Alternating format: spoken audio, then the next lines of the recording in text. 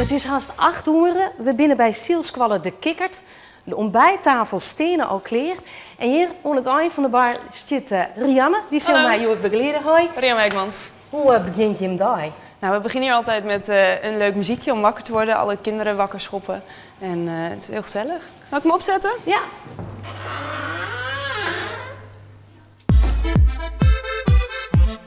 Nee, volgens mij laat je van alles wat je net hebt. Dan zijn we Shen onder die tekkers. Goedemorgen. Hoor jij op deze kamer? Nee, hoor niet. Roep maar goedemorgen allemaal en dan even aanzetten. Goedemorgen allemaal. Zouden jullie naar de eetzaal willen komen om te ontbijten? Want het is vandaag weer een hele mooie dag om te gaan zeilen.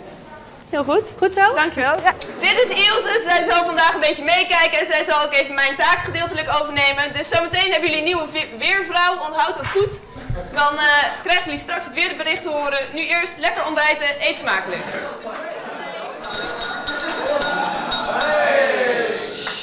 Het weerbericht. Nou, we krijgen Joet van alles wat. Het is windkracht 4, dus dat is een lekker windje om te zien. Het wordt 18 graden en je hebt ook kans op een bui op de kop.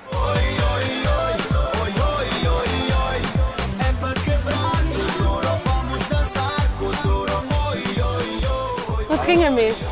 Ja, er kwam een boot aan, dus we moesten eigenlijk net nog overstag. Waardoor we een klein beetje aan lagere wal raakten. Ja? Gaat-ie. Een man overboord is, dat is een manoeuvre die oefenen wij. Stel dat er echt iemand overboord gaat, dan weten wij precies wat we moeten doen. Ja, gelukt.